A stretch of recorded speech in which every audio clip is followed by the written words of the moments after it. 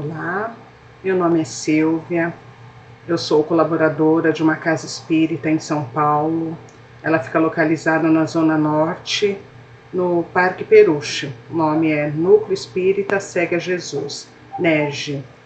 E fui convidado por um colega da ABBM, é isso, né? A BBM, para nós refletirmos um pouquinho sobre o Evangelho do Mestre Jesus à luz da doutrina dos Espíritos.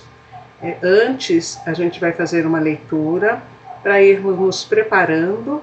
Logo após, a gente faz a prece inicial e iniciamos com o nosso tema. Eu escolhi deste livro, Estante da Vida, de Chico Xavier, com o espírito do irmão X, um capítulo, que é o capítulo 28, que fala sobre o poder do bem. Eu gostei bastante e ele vem conversar com o tema que nós iremos desenvolver logo após. Então, vou fazer a leitura. O poder do bem. Armando Pires efetuava os últimos arranjos no carro para conduzir seu amigo Jorge Bretas à instância de repouso que distanciava 40 quilômetros. Nesse justo momento, o diálogo entre eles em torno da lei de causa e efeito se detinha em curioso ápice. Mas você não acredita mesmo que a justiça possa ser modificada pela misericórdia? Não. Acaso não admite que o destino, assim como é reparável a toda hora, é suscetível de ser renovado todos os dias? Não. Não crê que as ações do amor desfazem as cadeias do ódio? Não. Você não aceita a possibilidade de transformar os problemas de alguém que chora, dando a esse alguém uma parcela de alegria ou de esperança? Não. Não reconhece você que, se um irmão em prova é intimado pelas leis do universo ao sofrimento, para ressarcir as faltas que haja cometido em outras existências, nós, igualmente, somos levados a conhecer-lhe a dor, pelas mesmas leis divinas, de maneira a prestar-lhe o auxílio possível em resgate das nossas? Não. Não tem você, por certo, o princípio de que o bem dissolve o mal, assim como o reequilíbrio extingue a perturbação? Não concorda que um ato nobre redundará sempre na justiça em favor de quem o pratica? Não. Por quê? Porque a justiça deve ser a justiça e cada qual de nós pagará pelos próprios erros.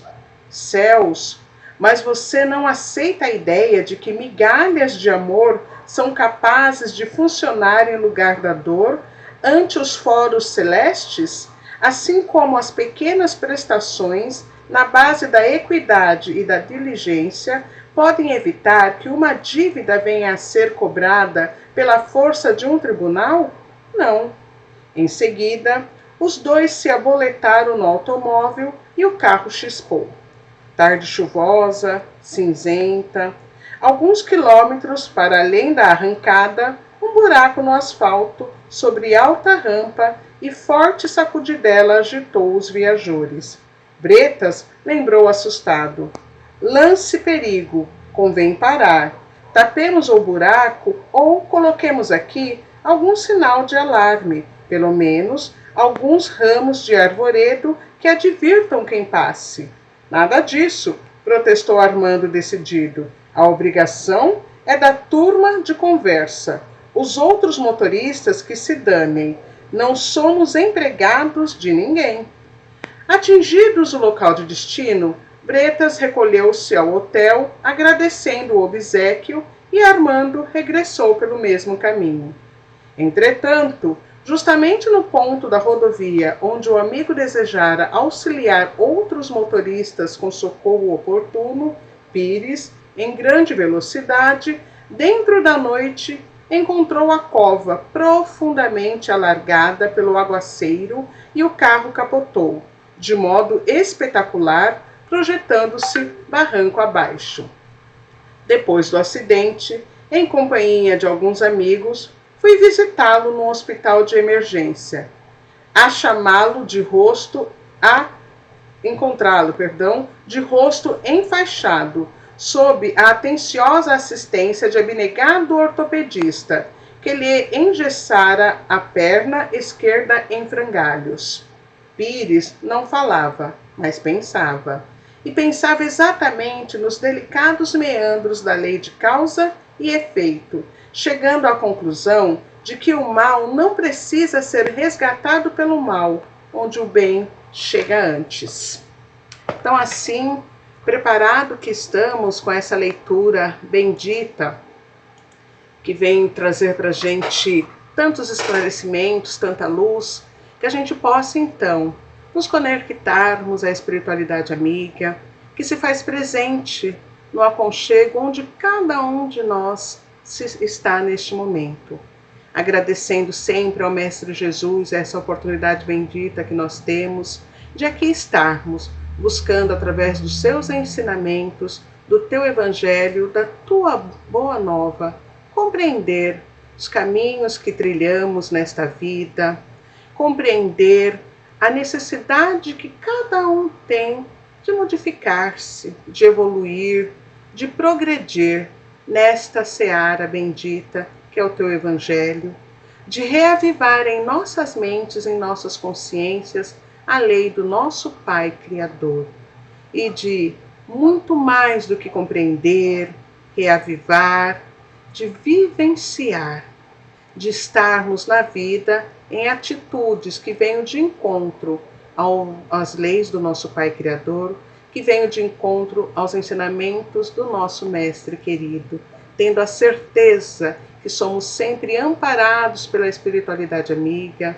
pelos nossos amigos, nossos mentores, que sempre estão conosco, nos inspirando, reavivando as nossas intuições para sermos pessoas melhores, bondosas, auxiliares, e estarmos a serviço do Mestre, a serviço do Pai Criador, a serviço do nosso próximo. Que assim seja. Então, assim, a gente dá início ao tema de hoje. O tema de hoje ele é retirado do livro Pai Nosso. Este livro ele é psicografado por Chico Xavier, a partir do espírito Meimei. É um espírito que na espiritualidade tem como compromisso dar toda a sustentação, todo o equilíbrio, aproximar o Evangelho, os ensinamentos de Jesus, as leis divinas das crianças que aqui estão, dos jovens. É um livro que traz uma linguagem poética, é um livro que tem uma linguagem que aproxima todos nós com profundidade às palavras que ali são reproduzidas, aos ensinamentos que a Meimei traz para a gente. E a gente vai fazer a reflexão do primeiro capítulo, Pai Nosso que estás nos céus. É o início da prece, dominical que nós conhecemos, é o início desta prece que aparece nos evangelhos, de Lucas e de Mateus como ensinamento do Mestre Jesus. Em Lucas, vem como um pedido dos discípulos para que Jesus ensinasse a cada um que ali estava a orar, a rezar, a olhar para Deus, nosso Pai. E em Mateus, vem junto ao Sermão da Montanha. Então, uma profundidade que esta oração tem, que muitas vezes a gente lê, nós temos esta oração já de cabeça, de cor e salteado, e a gente lê, e muitas vezes esquecemos de refletir a profundidade que ela traz, que ela nos ensina, e o comprometimento que nós temos a cada palavra desta oração que é dita. E hoje a gente vai pegar só a primeira frase, a primeira parte, né, o início da oração, que vem dividido em capítulos neste livro Pai Nosso. Então, olha a profundidade para nós refletirmos nessas poucas palavras. Pai Nosso que estás nos céus. Lembrando que quando a gente traz essa figura de Pai vinculado a Deus e coloca ele como sendo nosso, olha, Deus é nosso Pai, Deus é nosso Criador, Deus é tudo que nós pensamos estar, existir, somos nós enquanto uma grande humanidade, uma grande família, vinda de um mesmo Criador. E é a partir destas reflexões que a gente inicia este tema. Lembrando que esta visão de Deus como Pai, ela vem a partir de Jesus, a partir do seu Evangelho, a partir dos teus ensinamentos. E essa doutrina maravilhosa dos Espíritos vem trazer para a gente esta lógica, esse entendimento científico, não é? Essa busca da ciência para explicar as causas de tudo que nos envolve, a causa do meu ser, de uma forma bem lúcida, de uma forma raciocinada. Então, quem é este Pai? Que Deus é esse que a gente clama a todo instante, a todo momento?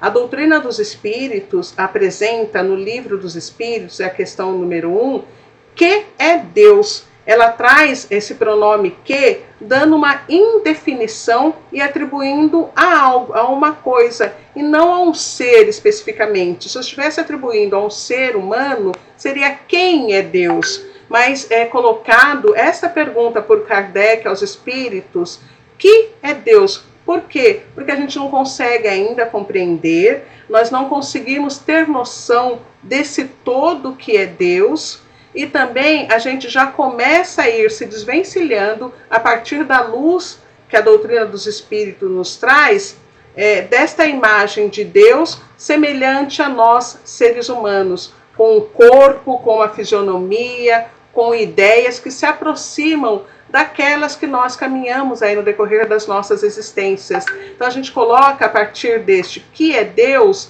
essa imagem ou esta sensação, ou este conseguir visualizar algo que está muito além daquilo que somos capazes de perceber, ou muito além das comparações simplórias que nós fazemos com cada um de nós. Porque quando nós comparamos a Deus, ou Deus a cada um de nós, nós estamos falando que ele tem defeitos, que ele tem vícios, assim como também as qualidades que nós já conquistamos. Ou seja, nós aproximamos esta imagem a nós, ao invés de fazer ao contrário, de nós nos aproximarmos a Deus. Então, quando a gente começa, Pai Nosso que estás nos céus, é como se eu estivesse falando, eu estou aqui, estou a serviço do Senhor, estou para obedecer tudo aquilo que me é benéfico, e sendo o Senhor, Deus, o nosso Criador, o único conhecedor de todas as verdades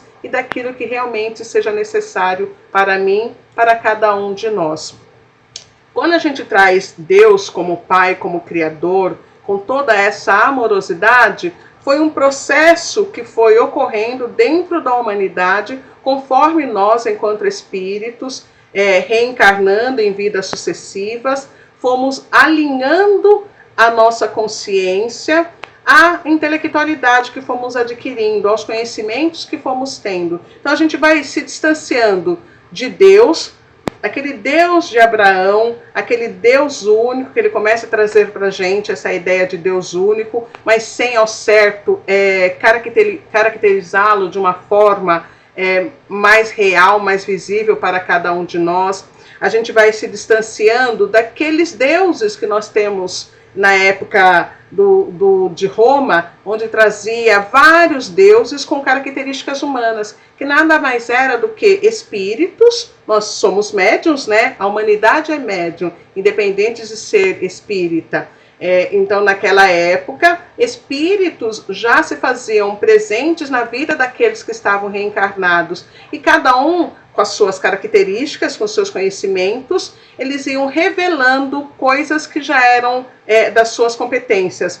Espíritos bons ia revelando, mostrando coisas boas, espíritos ruins ia revelando, mostrando coisas ruins. E a gente ia associando. Então, esse espírito é bom neste momento que o céu está ensolarado, né? Então, este espírito representa este Deus do sol. Esse espírito é ruim porque há muitos trovões, a chuva está intensa, não vamos conseguir sobreviver. Então este Deus, esse espírito, esse Deus é o Deus que vai trazer os trovões, as rajadas, que temos que ter muito cuidado. Então, com Abraão, a gente vai se distanciando desta visão de atribuição às coisas da natureza, às características humanas, a esses seres invisíveis, que eram os espíritos que nos acompanhavam, e aqueles que eram médiuns tinham a possibilidade de conviver através da psicofonia, através da visão, através da inspiração, da intuição.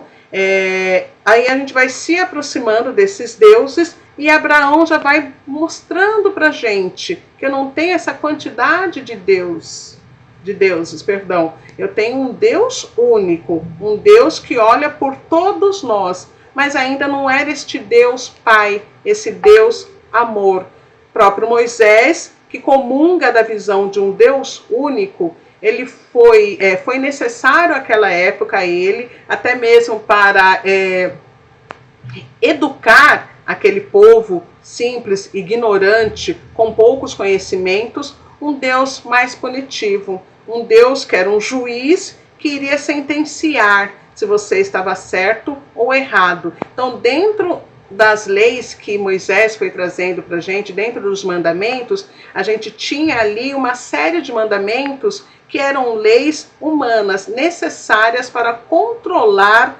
a maldade que havia em nós, né? Éramos nós que estávamos lá reencarnados, né? A maldade que havia ainda entre nós, o do matar porque alguém me matou, alguém próximo de mim, o do ferir porque eu fui ferir, o olho por olho, dente por dente. Então, toda aquela proposta que nós tínhamos enquanto humanidade, Moisés vai trazendo um Deus e falando: olha, toma cuidado da forma que você anda, toma cuidado das coisas que você vai fazendo, porque senão você será punido. Então, foi uma necessidade do povo de ter a visão deste Deus punitivo.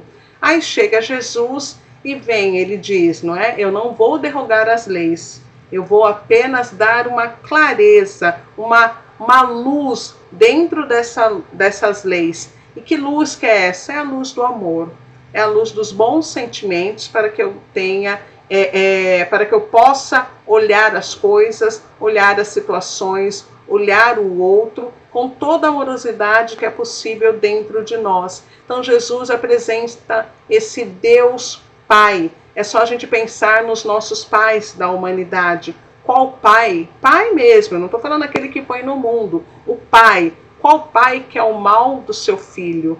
Qual pai que não olha para o seu filho com amor? Qual pai que não faz de tudo para que seu filho caminhe nessa linha reta do bem, para que seu filho seja uma pessoa de bem, uma pessoa de valores? Então é esse pai que Jesus vem trazer para a gente. E ele deixa bem claro, este pai não é só meu, não é só do meu vizinho, é de todos nós. Esse pai amor é de todos nós. Ele não vai depositar, não vai acreditar em mim somente as coisas boas e no próximo tudo que é ruim. Não, ele vai agir da mesma forma para com todos nós. E a gente tem na sequência essa doutrina maravilhosa dos espíritos, que vem trazer uma racionalidade para este Pai amor, para este Pai nosso Criador. Aí a gente tem no Livro dos Espíritos essa definição dessa questão número 1, que é Deus. Deus é a inteligência suprema, é a causa primária de todas as coisas. Quando a gente ouve essa definição, quando a gente lê, parece muito simples, parece, opa, agora eu sei o que é Deus.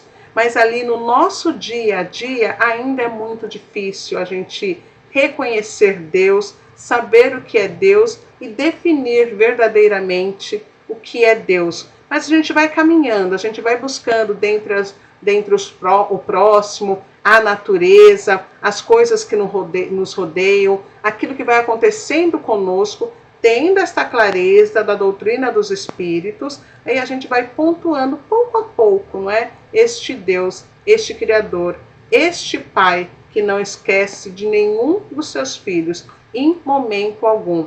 E lembrando que este Criador não é apenas da humanidade, mas tudo aquilo que está no entorno da humanidade, todo o nosso universo, toda a nossa natureza, fauna, flora. Então, quando a gente pensa na nossa fauna, na nossa flora, quando a gente pensa nessas leis da física, nas leis da química, quando a gente pensa na grandiosidade que é a nossa biologia, não tem como a gente não ter a certeza que há algo acima de tudo que faz com que tudo caminhe de uma forma engrenada, que faz com que as coisas vão se movimentando de uma forma harmônica, sem deixar nada de lado, e que a desarmonia que vai ocorrendo no decorrer das nossas vidas são causadas pelo nosso livre-arbítrio, são causadas pela nossa proposta de vida, por aquilo que eu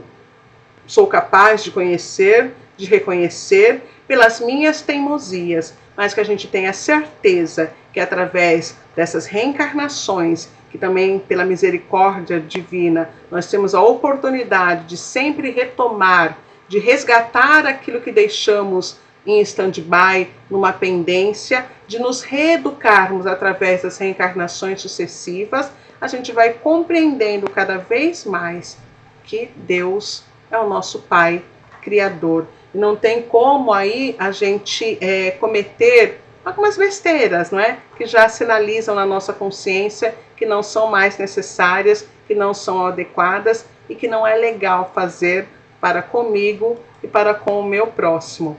Então a gente pensando, como é que a gente pode conhecer Deus por meio de tuas obras? Então se a gente pensar na natureza, gente, é uma grandiosidade a gente ver todo o ciclo, né? Outono, inverno, primavera, verão, por mais que a gente fala que está uma loucura por conta de tanto que nós mexemos com o nosso meio ambiente, ou por uma questão necessária dessa mudança, né, que está sendo processada no nosso planeta, de um mundo de provas e expiações para um mundo de regeneração, também vai havendo essas mudanças climáticas e tudo mais, mas a gente sabe que muito mais é pelas mãos humanas, não é? Toda essa bagunça, esse caos que a gente vai processando. Mas percebam que mesmo a gente percebendo, eu percebo mesmo a gente percebendo, vejam que mesmo nós vivenciando um inverno no outono no verão, a primavera no verão, essas chuvas torrenciais,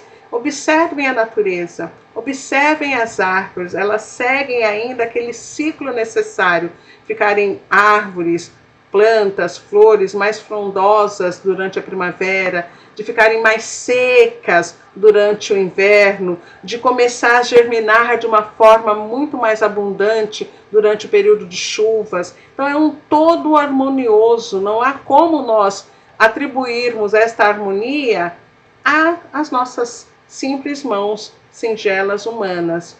Olha só o universo, não é? Nós vamos pensar neste universo, o todo é engajado, né? O nosso sistema solar, como tudo vai se conectando, a noite, o dia, o sol, a lua, as estrelas, a composição de todo o universo, de todas as galáxias, dessas estrelas. Esse entorno desta figura é um olho, é ali próximo da íris, né? O que nós conseguimos enxergar com a nossa evolução enquanto espíritos, o que nós já conseguimos enxergar e o quanto que há no universo que ainda não conseguimos enxergar, não conseguimos perceber por conta ainda da nossa infância intelectual, por conta da nossa infância moral. Então estamos caminhando. Algo que não era possível há muito tempo atrás, porque a ciência não era tão desenvolvida, hoje nós já conseguimos visualizar, conhecer, tirar aquilo que a gente tinha como certeza de que existia muitos planetas, que tínhamos a certeza, ou a certeza que só havia aquilo de planetas girando em torno do Sol, e hoje a gente já consegue perceber muitas outras coisas. Hoje nós já não falamos apenas de universo, mas falamos do multiverso. Então, mais aí uma prova da existência de algo muito além da humanidade, e que é o Criador de tudo isso, de todas as coisas. Quando nós pensamos nos nossos animais, olha a beleza. Esta imagem deste tucano parece que é uma pintura, parece uma pintura quando você vê. E não, é real, é uma fotografia. Não é tão real, não é tão belo quanto ver ali pessoalmente, mas retrata a beleza dos nossos animais. Aqui próximo da minha casa, às vezes pousa um tucano, eu fico maravilhada de ver esta beleza. Como é que qualquer pessoa, qualquer ser faria essa beleza? E pensar que quando a gente fala da natureza, das vegetações, quando a gente fala do universo, quando a gente fala dos animais, todos são feitos a partir de um único elemento que vai se agregando, e conforme a agregação, conforme a manipulação, vai nos colocando, concretizando uma formatação, algo que aos nossos olhos a gente poderia dizer que seria um milagre, mas a doutrina já vem dizer para a gente, não é milagre. É falta de conhecimento, falta de capacidade de ir muito mais além do que aquilo que os nossos olhos conseguem ver. E isso daí, né, para terminar as nossas imagens, né, eu trouxe a imagem de um bebê, porque é impossível você ter ódio, mágoa, rancor, sentimento de vingança, quando você visualiza, quando você tem nos braços, quando você convive com uma criança, com um bebê, que traz essa ingenuidade em si.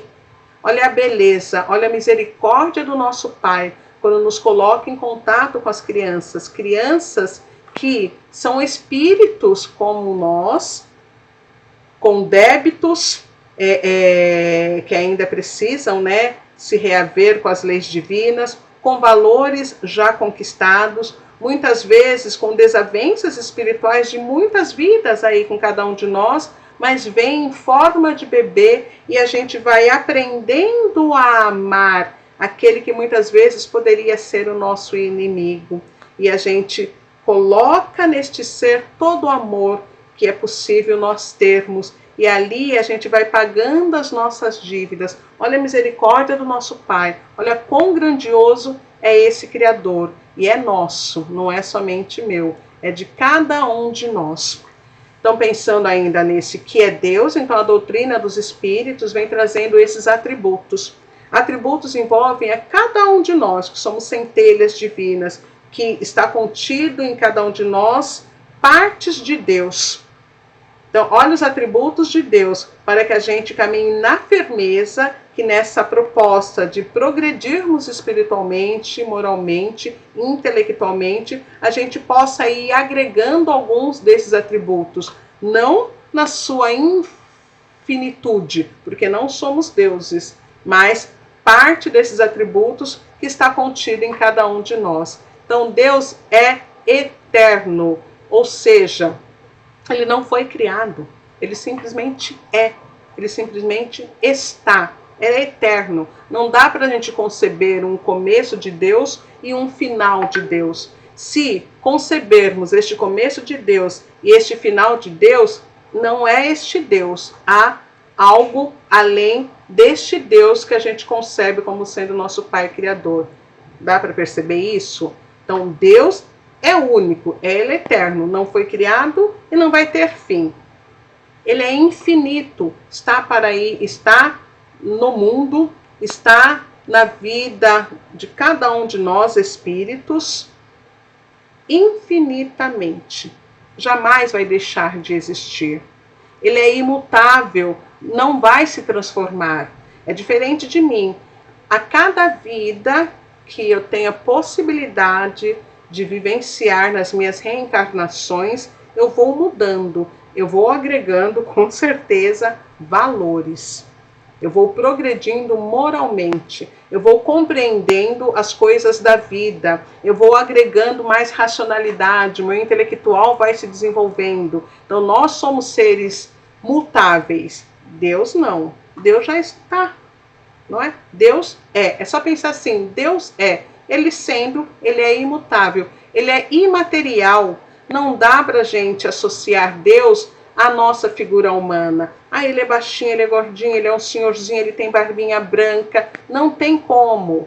Muitas vezes nós vamos associando que é para a gente se aproximar, para conversar, para vê-lo ali, encará-lo ali frente a frente. Quando digo frente a frente, é com os olhos espirituais, como um amigo, não é? Sabe aquele pai amigo, aquele pai irmão? Por isso que muitas vezes a gente associa a algo, né, concretamente a figura de um ser humano, mas ele é imaterial, não tem como a gente conceber. Assim como nós espíritos, a gente não consegue definir o que é este espírito que somos nós, a gente sempre coloca que é uma luz, é um clarão, mas a gente ainda não tem capacidade no mundo, no nível que nós estamos moralmente, espiritualmente, nós não temos capacidade de conceber o que é um espírito, concretamente falando. Deus também não, ele é imaterial, não é necessário ter matéria que o envolva. Eu vou desligar aqui que está apitando o celular que está no WhatsApp. Ele é único, né? Então tudo que a gente fala de eterno, infinito, imutável e imaterial, né, vai combinando com único. Não tem aqueles deuses, né? Deus Deus romano, Deus grego, não há. Ele é único. Deus é Deus, pronto. E onipotente, a única potência que tem neste universo que conhecemos e com certeza em vários outros universos que ainda não é possível, não é possibilitado a nós este conhecimento. E para fechar aqui os atributos de Deus, o que é muito importante, que a gente não pode deixar de saber, de colocar sempre em nossas consciências, ou melhor, já está na nossa consciência, mas de reavivar sempre as nossas consciências e de caminhar sempre nos acontecimentos da vida, tendo esta certeza: Deus, nosso Pai, Criador nosso, é soberanamente justo e bom. Não somente comigo, mas para com toda a humanidade. Ele é todo justiça e ele é todo bondade. Então as injustiças que muitas vezes achamos que nos acontecem, a falta de bondade que muitas vezes nos envolvem, com certeza são as ações humanas, é o livre-arbítrio de cada um de nós que vai construindo ou vai caminhando aí nessa estrada longa da vida, de uma forma que se distancia das leis divinas, que se distancia da boa moral, que se distancia dos ensinamentos de Jesus em nossas vidas. Há em cada um de nós um sentimento intuitivo da existência de Deus. O que significa? Se nós somos criaturas deste Criador soberanamente justo e bom, algo desses atributos, ou pinceladas, centelhas desses atributos, estão contidos em cada um de nós. E quando isto está contido em cada um de nós, é intuitível, essa crença. Temos que tomar cuidado também o que é crença, né? Que crença é essa? É crença da boca para fora ou é uma crença verdadeira sobre a existência de Deus, sendo justo, bom e misericordioso? Então há em cada um de nós, intuitivamente, a presença de Deus, a existência de Deus como eterno, infinito, imutável, imaterial, único e potente. E é esta intuição, é esse sentimento tão bom que nos envolve, que traz para a gente esta fé a tudo que nos acontece. Por mais que estejamos magoados, rancorosos, que muitas vezes praguejamos junto àqueles que estão próximos a nós, familiares, amigos, a gente tem a fé de que tudo vai dar certo. Naquele momento que algo nos acomete, parece que o chão cai, ficamos de mal de Deus, do nosso Pai. Mas lá dentro, há esta fé de que Deus está comigo. Ter fé é ser fiel. Fé significa fidelidade. Então, ter fé é ter fidelidade a Deus. É acreditar, é confiar. E, mais uma vez, como nós estamos numa casa espírita, a gente tem que trazer, né, todos os conceitos da doutrina dos espíritos. A nossa fé deve ser raciocinada. Nós temos que ter certeza do porquê nós cremos, porquê temos fé, do porquê há esta intuição de Deus dentro de nós. Então vamos lá, próximo slide. Então nós temos lá no Evangelho segundo o Espiritismo, no capítulo 19, item 11. Amai a Deus. Então devemos amar a Deus. A nossa consciência está lá dizendo, ame a Deus. E é mais complexo também este amar a Deus, porque amar a Deus é amar tudo que está no nosso entorno, porque Ele é o responsável por tudo. Mas sabendo por que o amais. É buscar esta fé raciocinada, é compreender quem eu sou, por que estou, por que caminho, é compreender essa vida que eu planejei, as pessoas que estão no meu entorno, meus familiares, meus amigos, a minha rede social, o meu emprego, a minha profissão, são aquelas injunções, né? Nós chamamos de injunções, aquilo que vem comigo nesta vida e eu não posso arrancar. Então eu preciso compreender essas minhas necessidades. É isso que é amar a Deus, é compreender, saber porque eu tenho essas necessidades e ter a fé que eu irei viver com todas essas injunções e irei superar, sairei vitorioso. Crede em suas promessas.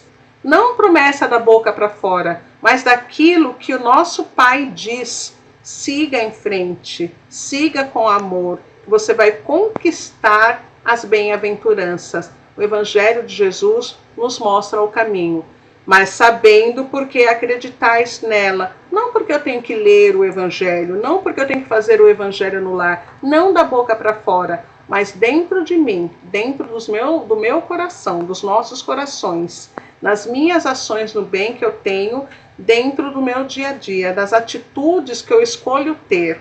Eu falo muito assim, das minhas ações. Ação é aquilo que eu passo por um processo pensando, e não das minhas reações. As reações são aquelas que vêm de primeira, eu não paro para pensar. Então, ter fé, saber porque eu amo Deus, saber que Ele existe, saber que Ele é nosso Pai Criador, significa agir dentro das suas leis e não reagir sem pensar.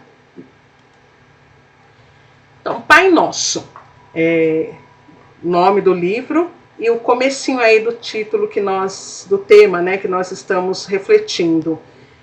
Este Pai nos fez a sua semelhança, nos deu toda a centelha do bem. Todos nós temos. Mesmo aquela pessoa que faz tantas maldades, ou que a gente convive muito próximo, ou que a gente vê pelas redes sociais, pelas mídias, são filhos de Deus.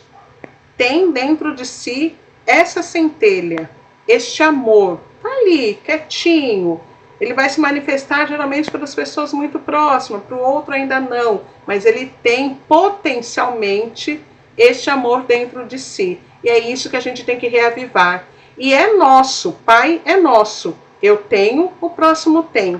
Então a gente começa a ver que não há mais esse Deus, este Pai, que premia ou pune, porque aí seria um Pai de injustiça. Aí aquele último atributo, soberanamente justo e bom, já estaria capenga. E se esse atributo não é condizente, então Deus não é este Pai. Deus não é isso que eu imagino ser. Então esse Deus, soberanamente justo e bom, ele não premia e nem pune.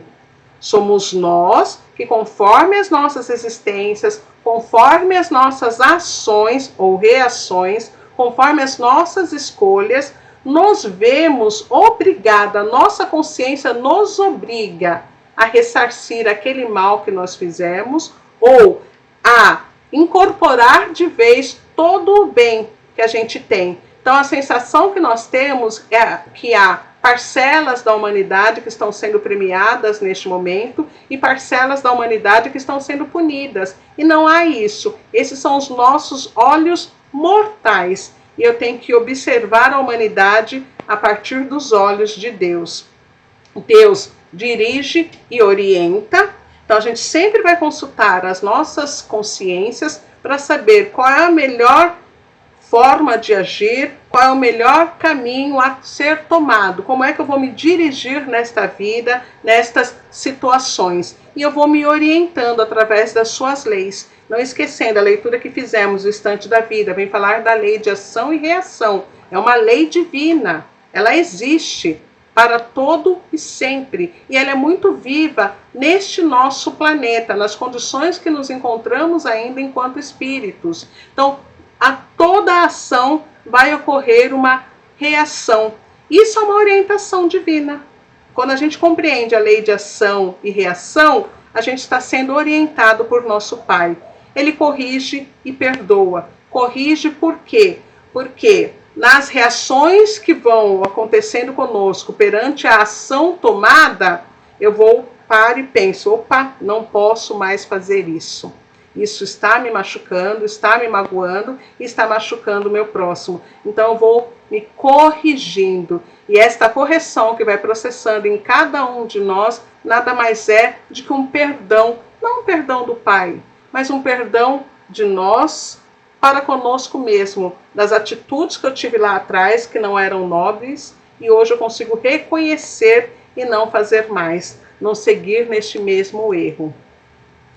Fraternidade. Então Deus, quando a gente tem essa visão proposta dele de dirigir e orientar, corrigir e perdoar, é para que a gente olhe para o próximo que erra tanto quanto nós, ou nesta vida, ou tanto quanto eu já errei em vidas passadas. E hoje, pela misericórdia divina, eu já tenho esta luz, este clarão do que eu não devo mais fazer, mas eu tenho que auxiliar. Eu tenho que ajudar o próximo pelas minhas boas ações e aquele de erguer a mão, sim, de olhar o outro como meu irmão, porque somos todos, como diz o nosso tema, filhos do mesmo Pai. A filosofia define fraternidade como amor ao próximo, inerente à dimensão da razão do ser, ou seja, este amor ao próximo ele é inseparável desta razão de eu ser, de eu existir. E este ser é sociável. Nós temos a lei de sociedade, é uma lei divina. Não há como nós vivermos isoladamente. Nós vivemos em sociedade, que é a partir deste convívio com o próximo que vamos aprendendo e vamos nos testando. Será que eu aprendi mesmo? Então, continuando aqui, fraternidade à luz da filosofia, que se revela, a fraternidade que se revela carente e solidária. Tá? Então, a fraternidade ela se revela como carente, ou seja, ser caridoso, ser solidário para com o próximo. É uma ética social. É muito bacana quando a gente traz essas definições da filosofia. A filosofia é uma ciência e a doutrina dos espíritos tem dentro do seu tripé a ciência, e vai trazendo essa clareza que a gente não percebe ser fraterno apenas de um discurso religioso, mas é necessário em todo o discurso de todas as frentes, de todas as instituições. Então, dentro da instituição social, tirando a religião de nós, nós devemos ser fraternos. Então não é só uma conversa boba de religião, é uma conversa necessária à humanidade. Então a fraternidade é uma necessidade da sobrevivência, do desenvolvimento e da perpetuidade pacífica da raça humana. Ou seja, se nós queremos ter uma raça, uma humanidade pacífica, sem lutas, sem guerras, sem maldades, nós devemos ser fraternos, buscar esse amor que há em nós e desenvolvê-lo e aplicá-lo ao próximo. Sendo fraterno, a gente se aproxima da igualdade. Lei de igualdade é uma outra lei divina. Somos todos iguais. Estamos em condições diferenciadas por necessidades individuais. Cada um de nós tem uma necessidade dentro dessas vidas que nos são propostas pela misericórdia de Deus. Mas, enquanto seres, enquanto filhos de uma única criatura, nós permanecermos de uma forma igualitária. Aí a gente aplica, então, a equidade, para que esta igualdade se faça presente na vida de cada um de nós. Vocês viram que é um discurso que não permanece somente dentro das religiões, é um discurso dentro das sociedades. A justiça, então temos que permanecer na justiça, não nessa justiça ínfima do homem, mas nessa justiça divina. Isso não significa que nós não devemos pagar conforme a justiça dos homens, porque ainda é necessário, nas condições que ainda estamos enquanto humanidade, ainda é necessário nos envolvermos nessas leis de justiças humanas, que o foi na época de Moisés. Moisés precisava trazer um Deus duro para a humanidade daquela época. Hoje já temos muito conhecimento. Hoje o nosso intelectual já avançou bastante e moralmente também. Então aquela justiça da época de Moisés já não é mais necessário a gente se envolver, trazermos para as nossas ações. Mas essa justiça que a gente tem, fez o mal, roubou, tem que pagar. Tem a lei dos homens que vai fazer com que aquele indivíduo pague. Roubou, matou, fez qualquer maldade, nós temos uma lei humana que vai fazer com que pague. Mas que a gente não vá além dessas leis humanas. A gente sempre quer ir além. Não basta só a pessoa ser presa. Eu quero que ela morra. Eu quero que aconteça qualquer desgraça para ela. Opa, pera lá. Sendo fraterno, buscando a igualdade, nós teremos uma justiça que não vai além daquelas que já existem entre nós. E é essa misericórdia. A misericórdia do Pai para conosco deve ser o exemplo da misericórdia que a gente tem que ter com os nossos irmãos. Não é porque eu errei hoje que eu sempre irei errar. Não é porque eu faço algum mal hoje que eu sempre irei fazer. É só pensar em coisas pequenas nossas no dia a dia. Um não que a gente fala para um filho, para um amigo, se esconder de uma pessoa na rua porque eu não quero vê-la, né? Olha quantas coisinhas a gente faz e depois a gente para e repensa. E na próxima vez, na próxima ação, nós não fazemos mais. Então a gente tem essa misericórdia para conosco, então a gente deve revelar essa misericórdia também para com o próximo. Compreender a verdade nos liberta. Quando a gente compreende esta verdade de Deus, essa verdade divina, nós vamos nos libertando dessas amarras terrenas, vamos libertando-nos dessas paixões que a materialidade nos envolve. Por quê? Porque a gente vai vivenciando o amor, vamos vivenciando o amor pela humanidade e a gente vai colocando em nossas consciências que a humanidade, a melhora da humanidade, o progresso da humanidade é o tema fundamental das nossas vidas. Só estamos aqui vivendo em sociedade para para fazer com que essa humanidade avance, cresça, chegue nessa proposta que nós temos deste mundo de regeneração, onde o bem irá prevalecer, onde o bem irá sobrepor esse desamor que ainda nos envolve, essas atitudes agressivas que nós temos constantemente. Todos nós temos atitudes agressivas, alguns muito mais, que vai prejudicar toda uma sociedade, todo um país, e alguns um pouco menos, que geralmente prejudica aquele que está do seu lado, prejudica a si mesmo.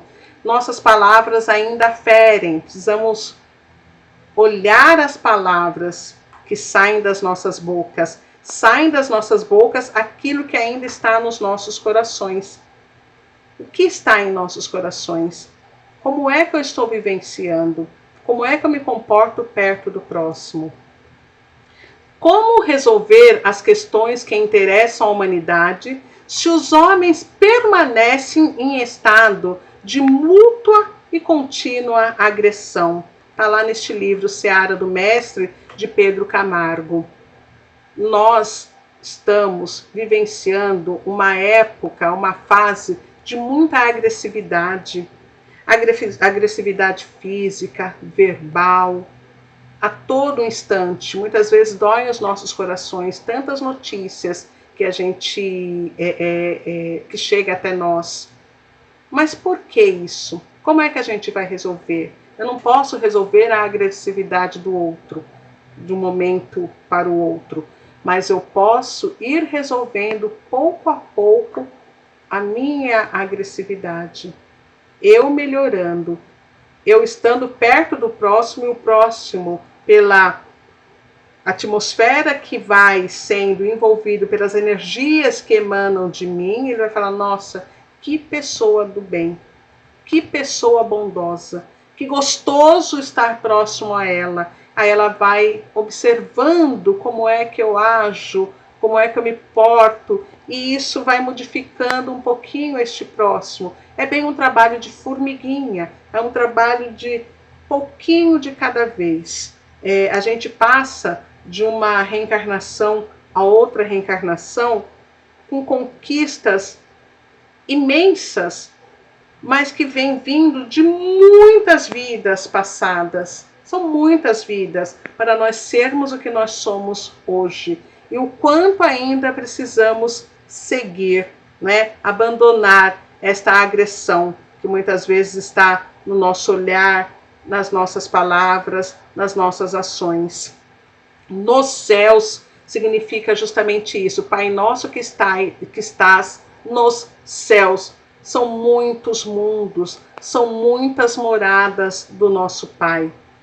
E é esta morada que nós estamos aqui agora que a gente precisa melhorar, que a gente precisa ir se regenerando enquanto espíritos, para que o nosso planeta vá se regenerando pouco a pouco, para que o bem predomine. Então, nesses mundos habitados, todos eles são regidos por este Pai Criador. Então, este Pai é nosso neste mundo de provas e expiações. É o mesmo Pai que vai reger, que vai ser misericordioso num mundo mais feliz ou num mundo um pouco inferior.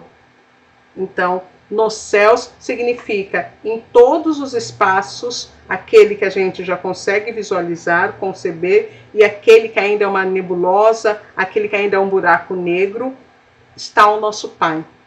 As leis divinas, que são imutáveis, ainda são, essas que nós conhecemos, ainda são necessárias para este mundo de provas e expiações que nós vivenciamos. Talvez no mundo de regeneração, algumas não sejam mais necessárias, porque já faz parte de cada um de nós, já contém as nossas ações estas leis.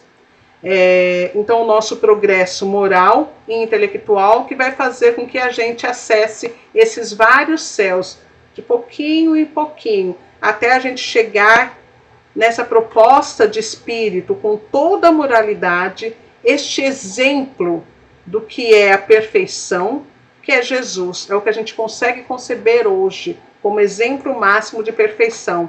Mas se a gente for pensar em muitos universos, talvez haja aí outros espíritos que estão além de Jesus, que o próprio Jesus nos disse: podereis fazer tudo o que eu faço e muito mais. Este muito mais é aquilo que ele ainda está galgando para conquistar, não esquecendo que nós somos impermanentes.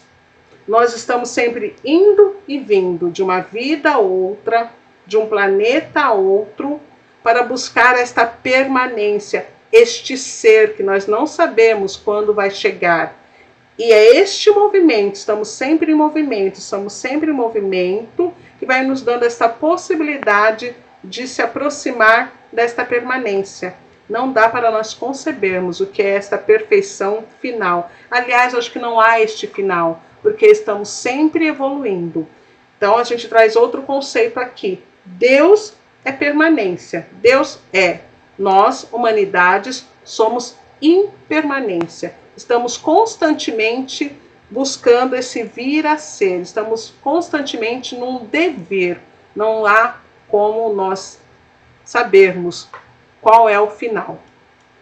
Tanto é que nós falamos que somos infinitos, né? Os espíritos são infinitos. Não tem como a gente conceber ainda este final. Então que a gente possa, a partir desta primeira frase, desta oração que Jesus nos ensinou, Pai nosso que estás nos céus, pensarmos em nós, enquanto seres ainda orgulhosos, ainda somos orgulhosos, né? E a gente ir renovando os nossos pensamentos, ir modificando as nossas telas mentais, para nos afastarmos deste orgulho que ainda está enraizado na gente, talvez um pouco menos, mas ainda está enraizado, que a gente abandone as nossas vaidades. Ser vaidoso é olhar somente para si, é ser egoísta. Que a gente abandone esses vícios, vícios morais, vícios materiais, que a gente já consegue conceber como sendo coisas ruins, negativas para nós, mas que a gente tenha o cuidado de não apontar o orgulho do próximo, a vaidade do próximo, o vício do próximo, porque nós não sabemos em que patamar moral, intelectual, espiritual o próximo está. Nós sabemos da gente. Que a gente possa, então, pouco a pouco, abandonar este homem velho, este homem que a gente vem carregando desde a época lá de Abraão, Moisés, que foi se modificando com a apresentação de um Deus Pai por Jesus. Nós temos o Evangelho de Jesus, que a doutrina dos Espíritos vem nos colocando uma luz que nos mostra com mais clareza que caminho seguir para nos transformarmos neste homem novo. Aqui quando eu falo homem, é o homem humanidade, homem e mulheres, para nós sermos seres novos, novos como? Imbuídos de ações próximas às leis divinas, imbuídos de ações conforme os ensinamentos de Jesus em teu Evangelho, e para que a gente possa adentrar neste mundo de regeneração que está sendo preparado para cada um de nós. Este mundo que muitas vezes a gente tanto quer, muitas vezes a gente pede em nossas preces, em nossas orações, para que sejamos bons, para que a humanidade seja boa. Então é este mundo que a gente busca estar, onde há bondade, onde as ações para com o próximo, onde a fraternidade vai envolver a cada um de nós. Então eu espero que eu tenha contribuído para a gente ter essa reflexão desse começo da oração Pai Nosso. Ela é complexa e profunda. Nesta oração se encerra tudo aquilo que devemos ser, que devemos fazer. Se encerra ali todas as necessidades espirituais que nos envolve ainda e que devemos estar com os corações abertos a essa misericórdia de Deus, aquilo que Deus programou para cada um de nós e que muitas vezes a gente não aceita. A gente olha com os nossos olhos ainda orgulhosos, ainda cheios de vaidades e ainda cheios de vícios. Ainda olhamos as coisas que nos acontecem ainda como um homem, uma mulher velha. E é necessário que a gente tenha este olhar novo, é necessário que a gente compreenda as dores pelas quais passamos ainda. São elas que nos sustentam, são elas que nos fazem caminhar com mais tranquilidade, adentrar a porta estreita, como Jesus nos ensina, abandonar a porta larga, que é esta porta da materialidade, das paixões, e adentrar a porta estreita, que é esta porta do amor. Então, assim, mais uma vez, que a gente possa pedir ao Mestre Jesus que nos acompanhe em toda a nossa caminhada, que esteja conosco em nossos corações, em nossos pensamentos, para que seja reavivado as leis do nosso Pai, para que possamos pontuar em nossos caminhos aquilo que já fazemos de bom e aquilo que precisamos abandonar. Que o Mestre Jesus, na sua infinita bondade, assim como nosso Pai, permaneça conosco.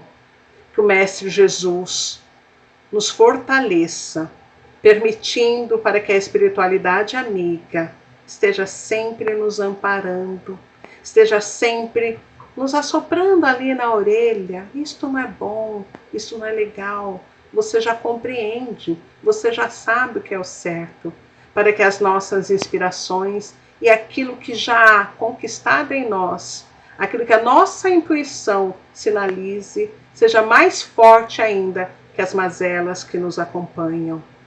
Pedimos assim também que o nosso Pai, que o nosso Criador derrame, assim como os seus atributos, eternamente, infinitamente, derrame sobre nós o teu amor, para que aprendamos a amar a nós, a amar o próximo e compreendermos que amar a Deus é amar toda a sua criação. É assim, Mestre Jesus, pedimos que nos dispense e que possamos levar no decorrer das nossas semanas, das nossas vidas, as reflexões que o Senhor nos trouxe no teu Evangelho. Que assim seja.